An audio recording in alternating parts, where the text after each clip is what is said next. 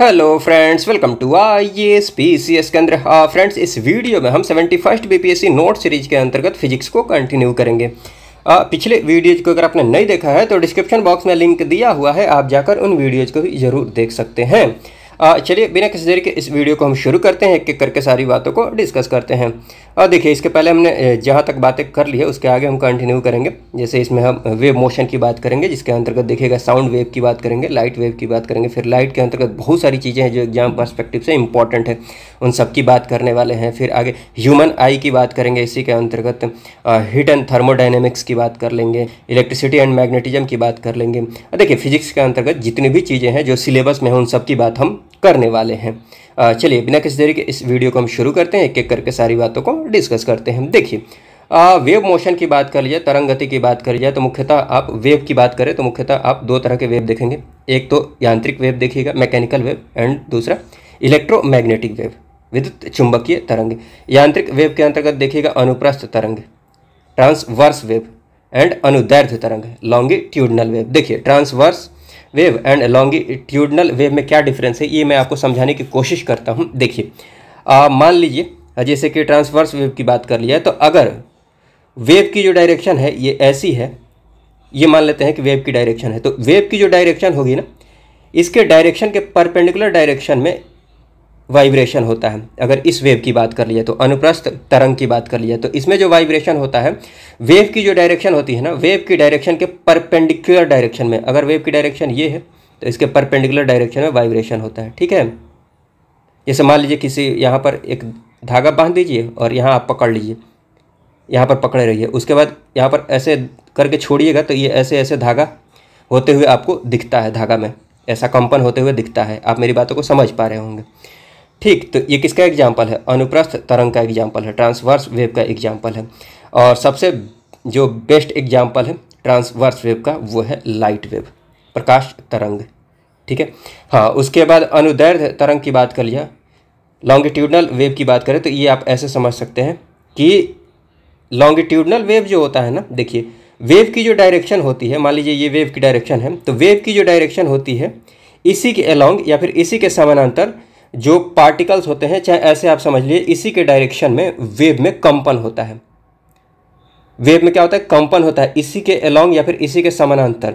जैसे एग्जांपल से मैं आपको समझाने की कोशिश करता हूँ। मान लीजिए आपने यहाँ पर आपका मुंह यहाँ पर है, आप जब बोलते हैं तो जब यहाँ से एनर्जी निकलेगी, साउंड एनर्जी, मतलब साउंड के रूप में एनर्जी जब निकलेगी, इधर की तरफ बहुत सारे पार्टिकल्स हैं, बहुत सारे पार्टिकल्स हैं। ठीक है, बहुत सारे पार्टिकल्स हैं, तो ये एनर्जी जब यहाँ पार्टिकल के पास पहुँचेगी तो ये पार्टिकल ऐसे ऐसे वाइब्रेट करेगा, ऐसे ऐसे। ये वाइब्रेशन की वजह से ये वाली इसकी एनर्जी होगी, अगले पार्टिकल में चली जाएगी, फिर इसमें वाइब्रेशन होगा, फिर आगे एनर्जी जाएगी, यहाँ वाइब्रेशन होगा। ऐसे ही वाइब्रेट करते हुए एनर्जी पार्टिकल टू पार्टिकल आगे बढ़ती है। ठीक, इस बात को समझ पा रहे होंगे। तो जिस डायरेक्शन में वेव, मतलब वेव की जो डायरेक्शन होती है ना लॉन्गिट्यूडनल वेव में, उसी के अलोंग या फिर उसी के समानांतर ऐसे वाइब्रेशन होता है। आप इस बात को समझ पा रहे होंगे। ठीक है, ठीक है, ये दोनों में डिफरेंस है। अनुप्रस्थ तरंग की बात कर ली जाए तो इसमें क्या होता है कि वेव की जो डायरेक्शन होती है उसके परपेंडिकुलर डायरेक्शन में कंपन होता है। वही लॉन्गिट्यूडनल वेव की बात कर ली जाए तो इसमें क्या होता है कि वेव की जो डायरेक्शन होती है, तरंग की जो डायरेक्शन होती है, उसके अलोंग या फिर उसी के समानांतर कंपन होता है। जैसे सबसे बेस्ट एग्जाम्पल हो जाता है साउंड वेव। ठीक, ये जरूर आप ध्यान रख लीजिएगा। और अनुप्रस्थ तरंग की बात कर ली जाए तो इसका जो सबसे बेस्ट एग्जाम्पल है वो प्रकाश तरंग है, लाइट वेव है। ठीक, हाँ, समझने के लिए आप अनुप्रस्थ तरंग की बात करें तो आप धागा वाला एग्जाम्पल जो मैंने दिया है वो ध्यान में ला सकते हैं। चलिए एक एक करके देख लेते हैं। हाँ, इसकी भी बात कर लेते हैं। जैसे कि विद्युत चुंबकीय तरंग की बात कर ली जाए तो इसमें विशेष बात ये होती है ना कि इसको माध्यम की आवश्यकता नहीं होती है, मीडियम की आवश्यकता नहीं होती है।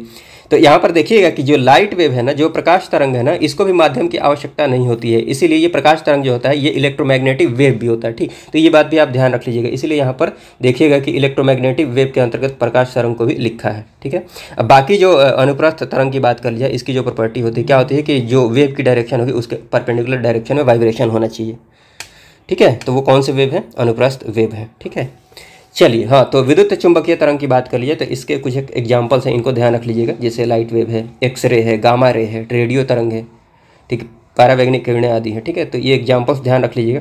हाँ, अनुप्रस्थ तरंग की बात कर ली जाए तो इनकी अगर बात करें तो देखिए, अनुप्रस्थ तरंग की जो घटना देखिएगा ये आप गैस में नहीं देखिएगा, ठीक है, द्रव में देखिएगा। द्रव की बात कर लिया तो द्रव में केवल उनका जो तल होता है ऊपर वाला, वहाँ पर देखिएगा, भीतर नहीं देखिएगा। जैसे पानी या फिर तालाब वाला आप देखते हैं, तालाब ही देख लीजिए, तालाब एग्जाम्पल के रूप में ले लेते हैं, या फिर नदी। तालाब की अगर बात कर ली जाए तो तालाब का जो ऊपर वाला लेयर दिख रहा होता है ना आपको, जो तल, उसी के ऊपर आपको ये कंपन देखने को मिलेगा, ये ट्रांसवर्स वेव देख पाइएगा। जब आप उसमें कंकड़ फेंकिएगा, पत्थर फेंकिएगा, तो आपने देखा होगा चारों तरफ एक लहर सी बनती हुई, ठीक, वही वेव है। नीचे अंदर, भीतर नहीं बनेगा, ये बात आप ध्यान रखिएगा। तो द्रव में केवल उनके तल पर ये तरंग आपको देखने को मिलेगी, भीतर नहीं, ठीक है। हाँ, ये मैंने आपको बता ही दिया कि तरंग की जो दिशा होगी वो परपेंडिकुलर होगी कंपन के। क्लियर है। उसके बाद ये मैंने आपको बता ही दिया है कि जो अनुप्रस्थ तरंग होती है ये विद्युत चुंबकीय तरंग भी हो सकती है, जिसका एग्जाम्पल है लाइट वेव। ये मैंने आपको समझाया है, क्योंकि इसको विद्युत चुंबकीय तरंग की बात कर ली है तो इसको माध्यम की आवश्यकता नहीं होती है, मीडियम की आवश्यकता नहीं होती है। वही साउंड की बात कर ली जाए ना, ध्वनि तरंग की बात कर ली जाए, तो इसको माध्यम की आवश्यकता होती है। वैक्यूम में जब आप बोलिएगा तो आपकी आवाज़ एक जगह से दूसरी जगह नहीं पहुंच पाएगी, क्योंकि उसमें पार्टिकल्स नहीं है। पार्टिकल्स नहीं है तो एनर्जी एक जगह से दूसरी जगह ट्रांसफ़र कैसे होगी, नहीं हो पाएगी, ठीक है। इसी वजह से ध्वनि तरंग की बात कर ली जाए तो इसको माध्यम की आवश्यकता होती है, ठीक है। तो ये बात ध्यान रख लीजिएगा। वही यहाँ मैंने लिखा भी होगा अनुदैर्ध्य, चाहे आगे हम बात कर लेंगे। देखिए यहाँ पर अनुदैर्ध्य तरंग की बात कर ली जाए तो यहाँ ये मैंने आपको बता दिया है कि तरंग की जो दिशा होगी, तरंग की दिशा के समानांतर ही कंपन होता है, ठीक है। और इसकी अगर बात कर लेते हैं ठोस में, द्रव में, गैस, तीनों माध्यम में ये आप देख सकते हैं। अनुदैर्ध्य तरंग की बात कर ली जाए तो वही विद्युत चुंबकीय तरंग की बात कर ली जाए तो ये मैंने आपको बता दिया कि इसमें इसको माध्यम की आवश्यकता नहीं होती है। एग्जाम्पल के रूप में एक्सरे है, गामा रे है, रेडियो तरंग, परावैंगनिक किरणें आदि है, ठीक है। स्पीड की बात कर ली जाए तो इनकी जो स्पीड होती है, जो लाइट की स्पीड होती है 3 × 10⁸ मीटर पर सेकेंड। तो ये बात आप ध्यान रख लीजिएगा। उसके अलावा कुछ फैक्ट्स में जैसे ये ध्यान आप रख सकते हैं, जैसे क्रिस्टल की संरचना की बात कर ली जाए, या फिर जो आंत होता है, आंत में जो रोग उत्पन्न होता है, तो आंत के रोगों के निदान के लिए, या फिर जो CT स्कैन होता है, इन सब जगहों पर जो रे प्रयोग में लाती है, वो कौन सी रे प्रयोग में लाई जाती हैं, वो लाई जाती है एक्सरे, ठीक है। तो ये बात आप ध्यान रख लीजिएगा। क्रिस्टल की संरचना आंत रोगों के निदान के लिए या फिर CT स्कैन आदि में ये प्रयोग में लाया जाता है, ठीक है। तो ये ध्यान रख लीजिएगा। चलिए उसके बाद साउंड वेव की बात कर लीजिए। तो साउंड वेव की बात करें तो देखिए ये मैंने आपको समझाया है। हाँ, एक और बात मैं आपको बता देता हूँ। चलिए हम आगे बात कर लेंगे जब लाइट वेव की बात करेंगे। पहले साउंड वेव की बात कर लेते हैं। साउंड वेव की बात कर ली जाए तो देखिए ये मैंने आपको बता दिया है कि इसके संचरण के लिए, मतलब साउंड के ट्रैवल करने के लिए, साउंड को ट्रैवल करने के लिए माध्यम की आवश्यकता होगी। वही मैंने यहाँ पर लिखा है, संचरण के लिए माध्यम आवश्यक है, ठीक है। माध्यम आवश्यक है। और ये जो संचरण होता है, मतलब साउंड एक जगह से दूसरी जगह जो पहुँचती है, वो कैसे पहुँचती है, तो जो मीडियम होता है, मीडियम में जो कण होते हैं, जो पार्टिकल्स होते हैं, पार्टिकल्स में जो वाइब्रेशन होता है, डिस्टर्बेंस होता है, ठीक, उसी की वजह से साउंड जो है एक जगह से दूसरी जगह पहुंचती है। वही यहाँ पर लिखा हुआ, माध्यम के जो कण होते हैं उसी में विक्षोभ के कारण संचरण होता है, डिस्टर्बेंस के कारण, ठीक है। और ये मैंने आपको बता ही दिया है कि जो साउंड वेव है ये किसका एग्जाम्पल है, लॉन्गिट्यूडिनल वेव का एग्जाम्पल है। हाँ, ध्वनि की चाल की बात कर लीजिए, साउंड की जो चाल है इसकी बात कर लीजिए तो सबसे ज़्यादा जो चाल होगी आपको ठोस में देखने को मिलेगी। उसके बाद इसकी चाल आपको द्रव में देखने को मिलेगी, और सबसे कम जो चाल देखने को मिलेगी ये गैस में देखने को मिलेगी।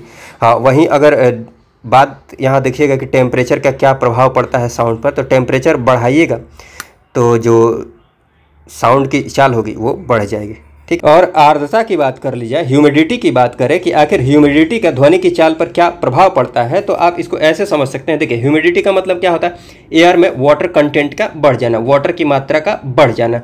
तो असल में देखिए वायु की बात करें, हवा की बात करें तो हवा की डेंसिटी जो जलवाष्प की डेंसिटी होती है उससे ज़्यादा होती है, ठीक है। तो अगर एयर में वाटर की मात्रा बढ़ जाती है तो उसकी डेंसिटी कम हो जाएगी, डेंसिटी कम हो जाएगी तो जो ध्वनि की चाल होगी ये बढ़ जाएगी, ठीक है। तो अगर आर्द्रता बढ़ती है, ह्यूमिडिटी बढ़ती है तो घनत्व कम हो जाएगा, घनत्व कम होगा तो चाल ज़्यादा हो जाएगी। तो ये बात आप ध्यान रख लीजिएगा। हाँ, ध्वनि की चाल की बात करें तो देखिए ये बात आप ध्यान रख लीजिएगा कि ये फ्रीक्वेंसी एंड दाब पर डिपेंड नहीं करती है। ये बहुत इंपॉर्टेंट है, ये फ्रीक्वेंसी पर डिपेंड नहीं करती है। और ये एग्जाम्पल के रूप में आप ध्यान रख सकते हैं, ये एक फैक्ट है, डेटा है, आप ध्यान रख लीजिएगा। जैसे कि वायु में अगर ध्वनि की चाल की बात करें 0 डिग्री सेल्सियस पर कितना होता है, 3.31 मीटर पर सेकंड, 3.31 मीटर पर सेकंड। ठीक है, ये ध्वनि की चाल है। और वही 20 डिग्री सेल्सियस पर इसकी जो चाल होती है वो होती है 343 मीटर पर सेकंड। देखिए यहाँ पर टेम्परेचर बढ़ाया गया है, ध्वनि की जो चाल है ये क्या हो गई है, बढ़ गई है। चलिए उसके बाद ध्वनि की जो फ्रीक्वेंसी की रेंज है उसके आधार पर तरंगों को कैटेगराइज किया जाता है। जैसे देखिएगा कि अगर ध्वनि की फ्रीक्वेंसी 20 हर्ट्ज से, ठीक है, 20 हर्ट्ज से 20 हर्ट्ज से कम है तो ये अवश्रव्य तरंगों के अंतर्गत आती है। इंफ्रासोनिक वेव इसको बोलते हैं, जिसको कि हम नहीं सुन सकते हैं। इसको सुनने वाले कुछ एक जानवर है जिनके आप नाम ध्यान रख सकते हैं। एग्जाम में यहाँ से प्रश्न पूछे जाते हैं, जैसे कि वेल है, गैंडा है, हाथी है। ये बड़े बड़े जो जानवर आप देख रहे होंगे ये अवश्रव्य तरंगों को सुन सकते हैं, इंफ्रासोनिक वेव को सुन सकते हैं। तो ये बस आप इतना ध्यान रख लीजिएगा। उसके बाद ऑडिबल वेव की बात कर लिया, जिसको हम सुन सकते हैं। इसकी जो फ्रीक्वेंसी होती है, इसकी जो रेंज होती है फ्रीक्वेंसी की 20 हर्ट्ज से लेकर 20 किलो हर्ट्ज, KHZ, 20 हर्ट्ज से लेकर 20 किलो हर्ट्ज। ठीक है, इसको क्या होता है कि इसको हमारे कान आसानी से सुन सकते हैं। तो ये बात आप ध्यान रख लीजिएगा। जो श्रव्य तरंग होती है, ऑडिबल वेव होती है, इसकी जो रेंज होती है ये क्या होती है, 20 हर्ट्ज से लेकर 20 किलो हर्ट्ज। उसके बाद अल्ट्रासोनिक वेव की बात कर लीजिए, पराश्रव्य तरंगों की बात कर लीजिए, तो इसकी फ्रीक्वेंसी जो होती है ना, अब इसको क्रॉस कर जाएगी, 20 किलो हर्ट्ज से अधिक होती है। इसको भी हम नहीं सुन सकते हैं। ठीक, हाँ, इसको सुनने वाले कुछ एक जैसे जानवर के नाम आप ध्यान रख लीजिएगा जो एग्जाम पर्सपेक्टिव से महत्वपूर्ण है। जैसे डॉल्फिन की बात कर ले, कुत्ता बिल्ली की बात कर ले, चमगादड़ आदि जो है ना, ये क्या करते हैं, पराश्रव्य जो तरंगे हैं, अल्ट्रासोनिक वेव है, इनको सुन सकते हैं। और इनकी जो भेदन क्षमता होती है, पेनेट्रेटिंग इफेक्ट जो होती है, ये सर्वाधिक होती है। देखिए मैं आपको समझा देता हूँ। पेनेट्रेटिंग इफेक्ट उसकी ज़्यादा होगी जिसकी वेवलेंथ कम होगी। वेवलेंथ कम होगी तो उसकी फ्रीक्वेंसी ज़्यादा होगी। ठीक है, फ्रीक्वेंसी यहाँ पर देखिएगा, देखिए यहाँ फ्रीक्वेंसी ज़्यादा है। जिसकी फ्रीक्वेंसी ज़्यादा होती है उसकी भेदन क्षमता जो होती है वो ज़्यादा होती है। बाकी ये ध्यान रख लीजिएगा। पराश्रव्य तरंग की बात कर लीजिए। ठीक, तो किडनी में स्टोन का पता लगाने या फिर उसको तोड़ने के लिए जिस वेव का प्रयोग किया जाता है वो कौन सी वेव होती है, पराश्रव्य तरंग, अल्ट्रासोनिक वेव। ठीक, उसके बाद बात कर लेते हैं ध्वनि के लक्षण की बात करें। 3 लक्षण है, ये ध्यान रख लीजिएगा। एक लाउडनेस, प्रबलता, एक तारत्व, पिच, एक गुणता अर्थात क्वालिटी। प्रबलता की बात कर लिया तो इससे ये पता चलता है कि ध्वनि जो है ये कितनी तेज है या फिर धीमी है। तो ध्वनि का तेज या फिर धीमी सुनाई देना ये लाउडनेस पर डिपेंड करता है। इसको क्या बोलते हैं, लाउडनेस बोलते हैं, प्रबलता बोलते हैं। इसकी जो यूनिट होती है फॉन होती है या फिर डेसिबल। ठीक, तो ये बात आप ध्यान रख लीजिएगा। हाँ, इसकी इंटेंसिटी की बात कर ली जाए, ध्वनि की जो इंटेंसिटी होती है, तो असल में जो लंबवत इकाई क्षेत्रफल होता है, मान लीजिए ऐसे कोई शेप है, मान लीजिए ये पाइप ही है।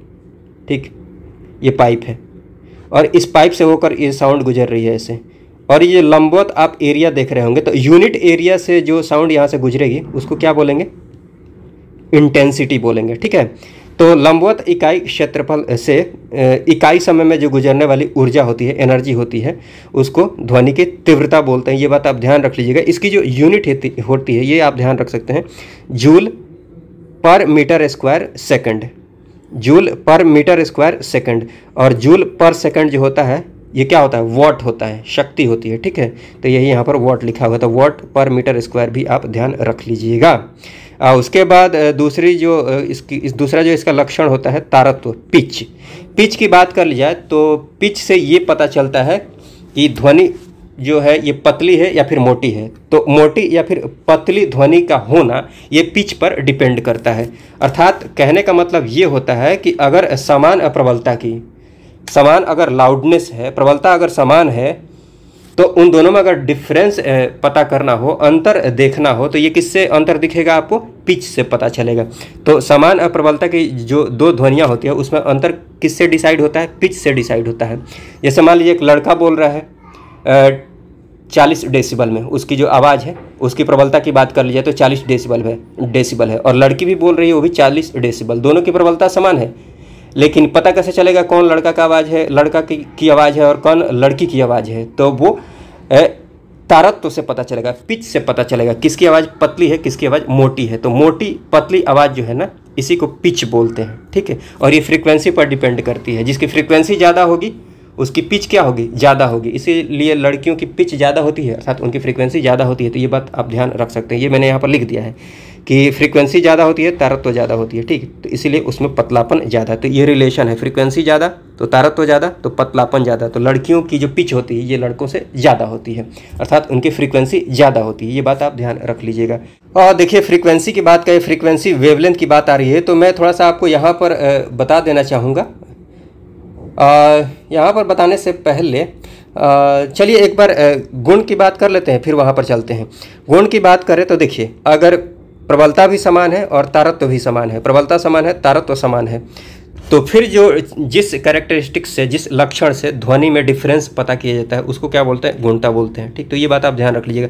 समान प्रबलता एवं समान तारत्व वाली अगर ध्वनि में अंतर प्रदर्शित करना है तो वो किससे पता चलेगा, गुणता से पता चलेगा। जैसे दो वाद्य यंत्र, जैसे कि मान लीजिए एक हारमोनियम बज रहा है, एक जगह तबला बज रहा है, ठीक है, और दोनों की जो प्रबलता है समान है, पिच भी समान है, तो आप आसानी से यहाँ पर डिफरेंस देख पाते हैं, दोनों का गुण अलग अलग होता है इस आधार पर, ठीक है। तो गुणता की बात कर लिए तो समान प्रबलता एवं समान तारत्व वाली ध्वनि में अंतर प्रदर्शित करने वाला ये गुण है, ठीक है। जैसे एग्जाम्पल के रूप में दो वाद्य यंत्रों में जो अंतर स्पष्ट किया जाता है, किसके आधार पर, गुणता के आधार पर। और उसके बाद ध्वनि के स्रोत और ध्वनि के स्तर की बात करिए, प्रबलता के आधार पर उनकी जो रेंज है ये मोटा मोटी आप ध्यान रख सकते हैं। जैसे हम धीरे धीरे जो बात करते हैं, फुसफुसा कर बात करते हैं, तो इसकी जो प्रबलता लगभग होती है 15 से 20 डेसिबल तक होती है। साधारण जो बातचीत करते हैं ये 30 से 60 डेसिबल तक होती है। गुस्से में अगर बातचीत करते हैं चिल्लाकर तो 70 से 80 डेसिबल तक। ट्रक या मोटरसाइकिल की जो आवाज़ होती है ये लगभग होती है 90 से 95 डेसिबल तक। कारखाने वगैरह से जो आवाज़ निकलती है इसकी जो रेंज होती है लगभग 100 से 110 डेसिबल तक। ऑर्केस्ट्रा वगैरह में साउंड वगैरह बजते हैं, इनकी जो साउंड होती है 110 से 120 डेसिबल तक। जो जहाज़ होते हैं, जेट विमान होते हैं, इनकी जो साउंड होती है 140 से 150 डेसिबल तक।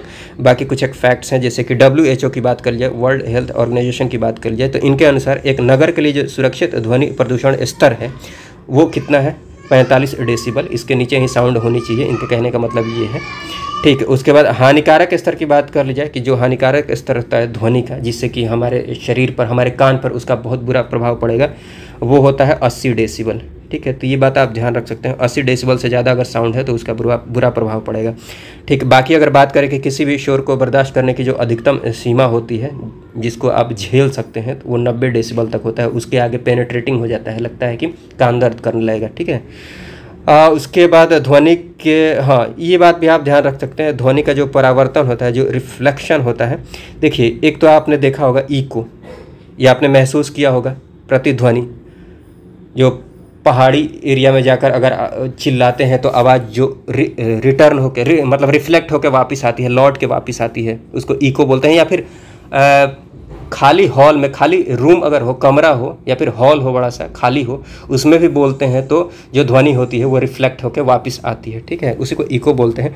तो जो तुरंत परावर्तित होकर वापस आ जाती है उसको क्या बोलते हैं, प्रतिध्वनि। और ये बात ध्यान रख लीजिएगा, जहाँ से आप बोल रहे हैं और जहाँ से रिफ्लेक्ट होकर ध्वनि को आनी है, उनके बीच की दूरी कितनी होनी चाहिए, कम से कम 17.2 मीटर होनी चाहिए, तभी ये इफ़ेक्ट आप देख पाएंगे। उसके बाद रिवर्वेशन की बात कर ली जाए, रिवर्बरेशन की बात कर ली जाए तो देखिए, रिवर्ब की बात कर ली जाए तो इसमें क्या होता है कि जो बार बार आपको रिफ्लेक्शन दिखाई देती है, जैसे आप हेलो बोलते हैं, किसी मान लीजिए हॉल है, खाली हॉल है, तो हेलो बोलते हैं, hello hello hello hello hello hello, बार बार मतलब सुनाई अगर दे रही है ध्वनि, तो इसको बोलते हैं अनुरणन, ठीक है, रिवर्बरेशन, ठीक। तो ध्वनि उत्पन्न होने के बाद उसका बहुत देर तक बने रहना, अर्थात बार बार परावर्तन होना, क्या है, रिवर्बरेशन है, ठीक है। उसके बाद ध्वनि की सर्वाधिक जो गति होती है, आपको पता है कि ठोस में होती है, और एल्यूमिनियम अगर बात करें तो मैक्सिमम जो धातुएं होती हैं वो ठोस अवस्था में पाई जाती हैं, ठीक है। और ये एल्यूमिनियम क्या है, ये धातु ही है। तो ध्वनि की जो सर्वाधिक गति आपको देखने को मिलेगी वो किस में मिलेगी, एल्यूमिनियम में देखने को मिलेगी, ठीक है। तो ये सारी बातें हैं।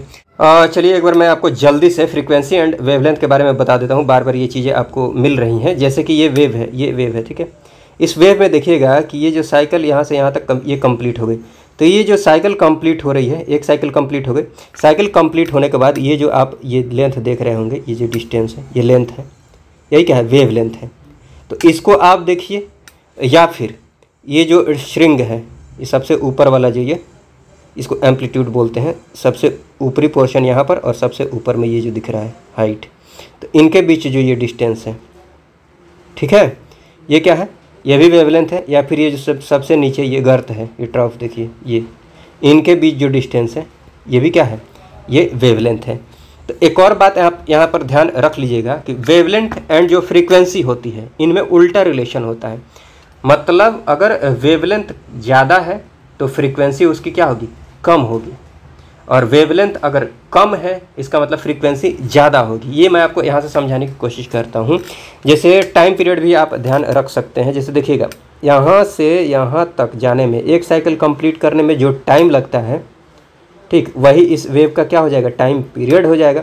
मान लीजिए यहाँ से यहाँ तक जाने में 1 सेकंड लगा है, तो इसका टाइम पीरियड कितना हो जाएगा, 1 सेकंड हुआ। इस बात को आप समझ पा रहे होंगे। और 1 सेकंड में ये एक ही साइकिल बनाया हुआ है, क्लियर है।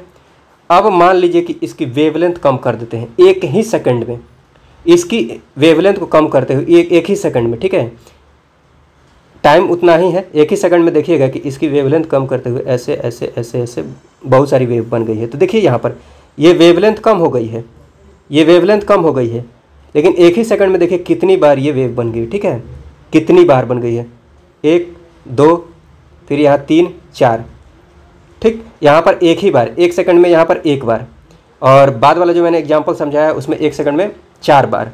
तो आप देख रहे हैं फ्रीक्वेंसी बढ़ गई है, वेवलेंथ जैसे ही हमने कम की है फ्रीक्वेंसी क्या हो गई है, बढ़ गई है। आप इस बात को समझ पा रहे होंगे। वेवलेंथ ज़्यादा है तो फ्रीक्वेंसी कम है, एक ही चक्कर लग पा रहा है। अगर वेवलेंथ कम होगी तो फ्रीक्वेंसी ज़्यादा हो जाएगी, ज़्यादा बार, मतलब यहीं तक अगर पहुंचना है, वेवलेंथ कम कर देते हैं तो ज़्यादा फ्रीक्वेंसी ना हो जाएगी, उतना ही अगर टाइम में हम बात करें तो फ्रीक्वेंसी जो होता है 1 सेकंड में, ये ध्यान रख लीजिएगा। यूनिट टाइम में जो ये साइकिल बनती है ना, यूनिट टाइम में कितनी बार साइकिल बन रही है, वही क्या होती है, फ्रीक्वेंसी होती है यूनिट टाइम में। तो यूनिट टाइम में मान लीजिए ये ऐसे बन गई है, तो यहाँ पर क्या देख रहे हैं आप कि वेवलेंथ भी कम हो गई है और फ्रीक्वेंसी ज़्यादा। फ्रीक्वेंसी ज़्यादा का मतलब ज़्यादा साइकिल बन गई है एक ही सेकंड में, ठीक है। बस मोटा मोटी आप ये बात ध्यान रख लीजिए कि फ्रीक्वेंसी एंड वेवलेंथ में उल्टा रिलेशन होता है, और फ्रीक्वेंसी जो होती है यूनिट टाइम में कितना साइकिल बन रही है वो चीज़ होती है, ठीक। तो ये सारी बातें हैं। चलिए अब हम बात कर लेते हैं प्रकाश की। प्रकाश की बात कर लिया तो ये मैंने आपको बता ही दिया है कि ये विद्युत चुंबकीय तरंग के रूप में संचरित होता है, इलेक्ट्रोमैग्नेटिक वेव के रूप में ट्रेवल करता है, और ये सीधी रेखा में संचरण करता हुआ प्रतीत होता है, ट्रेवल करता हुआ प्रतीत होता है। और ये मैंने आपको बता ही दिया है कि जो प्रकाश है, प्रकाश जो है ये निर्वात में भी, वैक्यूम में भी ट्रेवल कर सकता है, लेकिन ध्वनि की बात करें तो ध्वनि जो है ये वैक्यूम में ट्रेवल नहीं कर सकती है। तो ये मैंने आपको पहले ही बता दिया है। देखिए, प्रकाश के ड्यूअल नेचर की बात कर जाए, द्वैत प्रकृति की बात कर लिया, अर्थात प्रकाश की बात करें तो ये एक ही समय में 2 तरह की प्रकृति को शो करता है।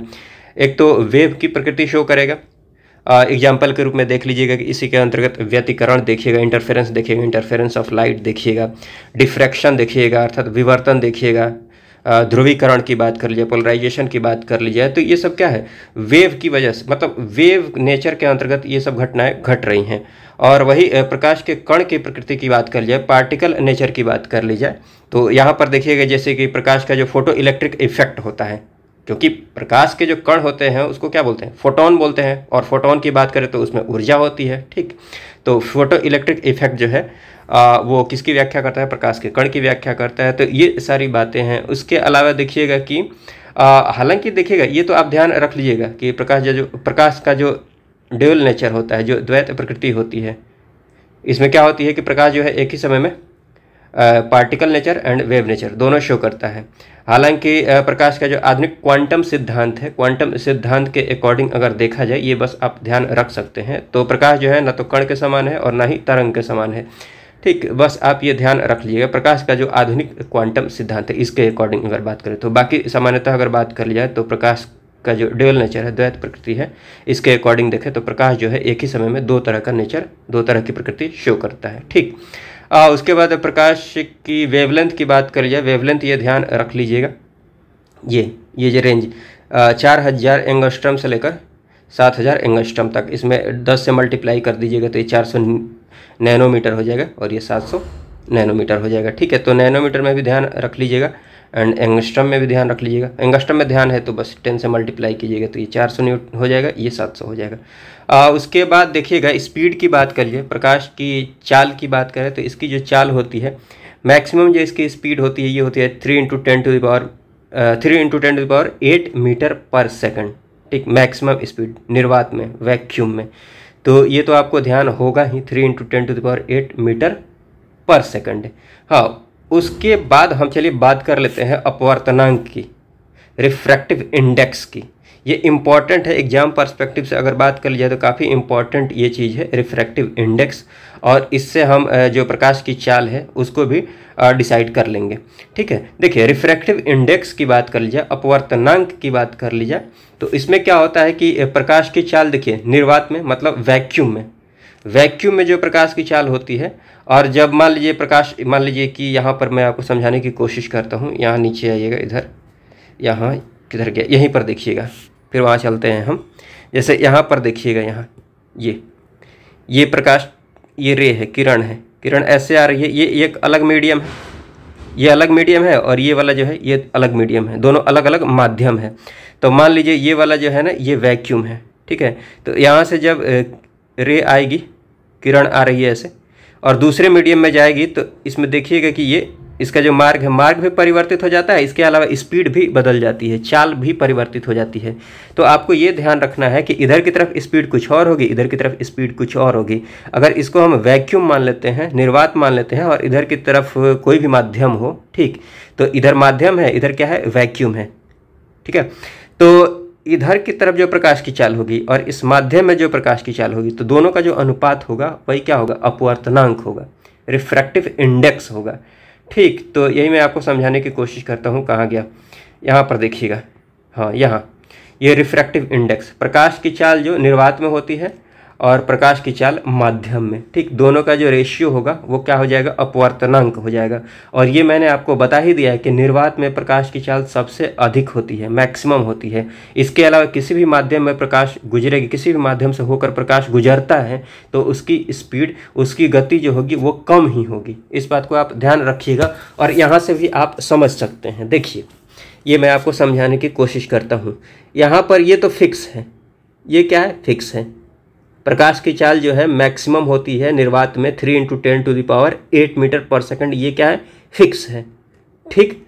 अब मान लीजिए कि प्रकाश की चाल एक माध्यम से होकर दूसरी माध्यम में गुजर रही है। पहला वाला माध्यम जो है वो क्या है, वैक्यूम है, निर्वात है, तो उधर की तरफ स्पीड कितनी होगी, 3 × 10⁸ मीटर पर सेकंड।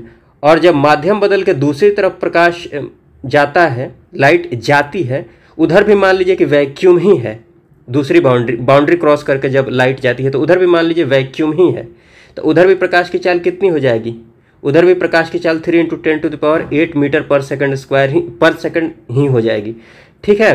तो जितनी स्पीड ऊपर हो रही है उतनी ही स्पीड नीचे हो रही है, तो ये कटेगा तो कितना हो जाएगा, 1 हो जाएगा, ठीक। तो इस बात से आप ये समझ पाए होंगे कि निर्वात में अगर बात करें तो जो अपवर्तनांक होगा, म्यू की वैल्यू बात करें तो वो कितनी हो जाएगी, म्यू की वैल्यू 1 हो जाएगी, ठीक है। मैंने पहले वाले माध्यम में जो स्पीड होगी वो वाला माध्यम क्या है, पहला वाला निर्वात है, और दूसरा वाला जो माध्यम है वो भी निर्वात ही है, बाउंड्री के दोनों तरफ क्या है, वैक्यूम ही है, ठीक। तो दोनों तरफ स्पीड क्या होगी, बराबर होगी, इसीलिए जितनी स्पीड ऊपर है 3 × 10⁸ और इधर नीचे भी उतनी ही है, तो 1 वैल्यू हो जा रही है। ये बात आप समझ पा रहे हैं, ठीक है।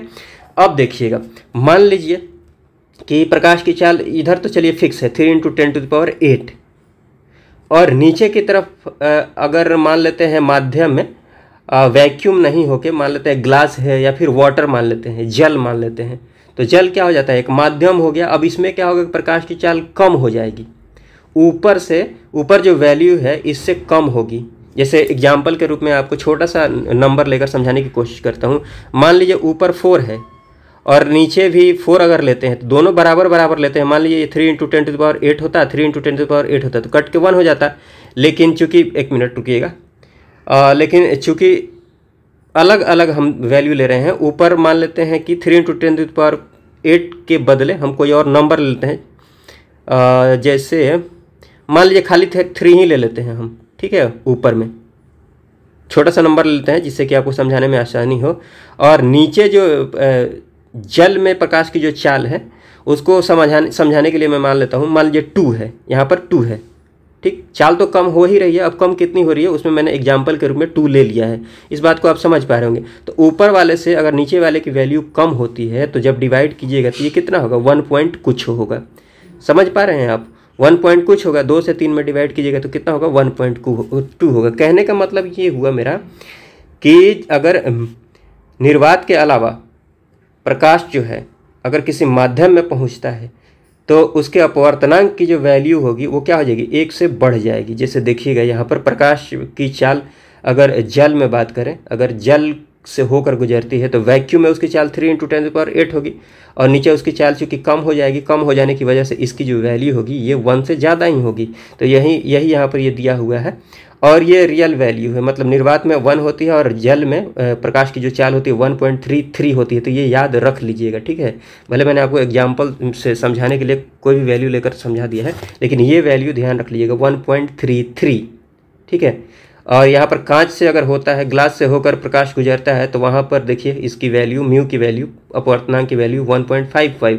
वही हीरा की बात कर लिया तो सबसे अधिक 2.44। ठीक, इस बात को आप समझ पा रहे होंगे, हीरा से 2.44। अब यहाँ पर एक और बात ध्यान रख लीजिएगा, ये जो अपवर्तनांक की वैल्यू है, निर्यात में 1, जल में 1.33, कांच में 1.5, हीरा से अगर बात करें तो 2.4, ठीक है। तो ये वैल्यू तो ज़रूर याद रख लीजिएगा, लेकिन इस वैल्यू से एक और बात आप पता कर लेंगे कि इसकी वैल्यू आप देख रहे हैं, इसकी वैल्यू कम है तो चाल अधिक है। अब जैसे जैसे ये वैल्यू बढ़ रही है, ये वैल्यू बढ़ रही है 1.33, यहाँ म्यू की वैल्यू हो गई, तो यहाँ पर क्या हो जाएगी, चाल और कम हो जाएगी। यहाँ पर कांच में आइएगा तो यहाँ पर चाल और कम हो जाएगी, यहाँ पर चाल और कम हो जाएगी। चाल कम है इसी की वजह से तो ये वैल्यू बढ़ी है। आप ऐसे भी समझ सकते हैं, नीचे इसकी वैल्यू कम आई है, यही तो वजह है इस पूरे की वैल्यू बढ़ने का। मतलब हीरा की अगर बात करें तो इसकी वैल्यू 2.4 हो गई है, इसका मतलब इसकी चाल कम होगी। तो आप ऐसे उल्टा भी ध्यान रख लीजिए कि अगर इसकी वैल्यू ज़्यादा है इसका मतलब चाल कम होगी, अगर हीरा से बात करें तो, हीरा से होकर प्रकाश गुजर रहा है तो। ठीक, तो इससे ये ध्यान रख के आपको चलना है कि जो म्यू की वैल्यू होती है, म्यू की वैल्यू के साथ उल्टा रिलेशन होता है प्रकाश की चाल का। मतलब म्यू की वैल्यू ज़्यादा होगी तो प्रकाश की चाल क्या होगी, कम होगी। ठीक है, तो यहाँ से आप ये समझ सकते हैं कि प्रकाश की चाल अगर इसकी हम बात करें तो सबसे अधिक निर्वात में होगी, उसके बाद जल में, उसके बाद कांच में, उसके बाद हीरा में। ये सारी बातें हैं। चलिए उसके बाद प्रकाश के अंतर्गत एक बार चलिए मिरर की बात कर लेते हैं, दर्पण की बात कर लेते हैं। एग्जाम पर्सपेक्टिव से ये महत्वपूर्ण पोर्शन है। इनकी अगर बात कर लिया तो सबसे पहले देखिए मैं आपको गोलीय दर्पण समझाने की कोशिश करता हूँ। यहाँ पर मान लीजिए ये एक गोला है, यहाँ देखिएगा ये मैंने एक गोला बना दिया, ठीक है।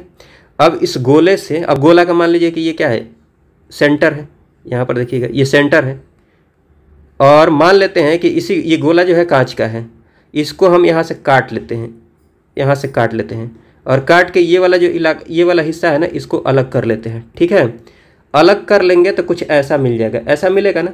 अब अलग करने के बाद इधर की तरफ क्या कर दिया गया है, ये पॉलिश कर दिया गया है। यहाँ देखिएगा इधर की तरफ, यहाँ पर पॉलिश कर दिया गया है, इसको कलई करना बोलते हैं। ठीक है, क्योंकि पॉलिश नहीं करेंगे तो जो प्रकाश होगा इधर ये प्रकाश आएगा और फिर दूसरी तरफ निकल जाएगा। ठीक है, यहाँ पर क्या हो जाएगा, रिफ्रैक्शन हो जाएगा। जबकि हमें यहाँ पर आपको समझाना है दर्पण के माध्यम से रिफ्लेक्शन होता है, तो रिफ्लेक्शन समझाना है। सबसे पहले चलिए दर्पण देख लेते हैं। तो दर्पण में क्या होगा, ये जो ये दर्पण से काट कर ये वाला हिस्सा सॉरी ये क्या बोलते हैं, कांच से काट कर ये वाला हिस्सा निकाला गया है, ये वाला हिस्सा। इसमें यहाँ पर देखिए ये पॉलिश कर दिया गया है इस तरफ, और दूसरी तरफ इस साइड पॉलिश नहीं किया गया है। मतलब इधर की तरफ अगर बात कर ली जाए, दूसरी तरफ आप देख रहे होंगे जिधर की तरफ पॉलिश नहीं किया गया है वो कैसा सरफेस होगा, वो रिफ्लेक्टिंग सरफेस होगा। ठीक है, वो कैसा सरफेस होगा, रिफ्लेक्टिंग सरफेस होगा। इधर की तरफ लाइट पड़ेगी तो रिफ्लेक्ट होकर फिर वापस उसी माध्यम में पहुंच जाएगी जिस माध्यम से लाइट आई थी। ठीक, इस बात को आप समझ पा रहे होंगे। हाँ, तो मैं आपको ये समझाने की कोशिश कर रहा हूँ। यहाँ पर देखिएगा, यहाँ पर इस गोले पर, तो गोले का ये क्या है, केंद्र है। तो जो गोले का केंद्र होगा ना, वही ये वाला जो इससे जो दर्पण बनेगा, मान लीजिए इससे हम दर्पण बनाएंगे, मिरर बनाएंगे, वही इसका भी केंद्र होगा। ठीक, तो इसकी अगर बात करें तो यही इस दर्पण का क्या हो जाएगा, वक्रता केंद्र हो जाएगा। ठीक है, सेंटर ऑफ कर्वेचर हो जाएगा। और वही इस केंद्र से, इस गोले की बात करें, इस केंद्र से इसके सरफेस की दूरी अगर हम बात करें तो इसको क्या बोलते हैं, त्रिज्या बोलते हैं, वक्रता त्रिज्या। ठीक है, रेडियस ऑफ कर्वेचर। तो जो इस गोले के लिए त्रिज्या है वही इस दर्पण के लिए ये त्रिज्या हो जाएगी, मतलब रेडियस ऑफ कर्वेचर, वक्रता त्रिज्या। ये बात आप समझ पा रहे होंगे। ठीक है, हाँ, ये काट के जो अलग किया गया है इसमें कलई कर देते हैं तो ये क्या हो जाता है, ये दर्पण बन जाता है। अगर कलई नहीं करते हैं जैसा ये है वैसा ही इधर की तरफ एक और कांच ले आकर सटा देते हैं तो ये लेंस बन जाएगा। ठीक है, आगे हम देखेंगे। ठीक, तो इस बात को आप समझ पा रहे होंगे। तो ये बात आप समझ पाए होंगे कि गोलीय दर्पण की बात करें तो गोलीय दर्पण के अंतर्गत अब आप देखिएगा, ये इससे आप ये समझ गए होंगे कि ये जो दर्पण आप देख रहे होंगे ये उत्तल दर्पण और अवतल दर्पण। यहाँ पर देखिएगा, इसको गोलीय दर्पण क्यों कहा जाता है, क्योंकि ये गोलीय गोला से ही काट कर बनाया जाता है। ठीक है, तो गोलीय दर्पण की बात कर लीजिए तो एक तो देखिएगा उत्तल दर्पण, कॉन्वेक्स मिरर। कॉन्वेक्स वो होता है जिसका जो रिफ्लेक्टिंग सरफेस होता है वो उठा हुआ होता है। ये देखिए, ये वाला इधर वाला हिस्सा है, ये उठा हुआ है। ठीक, और यहाँ पर देखिएगा अवतल दर्पण की बात कर लीजिए तो ये जो रिफ्लेक्टिंग सरफेस है, परावर्तक सतह जो है ये धंसा हुआ है। तो ये बात ध्यान रख लीजिएगा, जो धंसा हुआ है अवतल है, उत्तल से ध्यान रख लीजिएगा उससे उठा हुआ। ठीक, तो हाँ, अब उसके बाद समतल दर्पण की बात कर लिया, प्लेन मिरर की बात कर ली जाए तो ये मैं आपको थोड़ा सा यहाँ समझा देता हूँ। मान लीजिए ये जो गोला था, ये गोला ऐसा था, गोला था तो इसकी कुछ त्रिज्या होगी, इसकी कुछ त्रिज्या होगी। ठीक है, ये त्रिज्या होगी और इस गोले को और बढ़ाते जाइए। मान लीजिए गोला और बड़ा हो जाता है, इसकी त्रिज्या और बढ़ जाएगी। ठीक, अब गोला नहीं बना के उसका जो एक ही हिस्सा बना रहे हैं, जैसे ये वाला हिस्सा है कटा हुआ हिस्सा, मतलब जिससे हम मिरर बनाने वाले हैं, मान लीजिए ये बनाते हैं, ऐसा है और बड़ा गोला बना होगा तो इसकी त्रिज्या अब ऐसे मिलेगी, ये मिलेगी। ठीक, मतलब सेंटर जो इसका है दूर भागता जाएगा।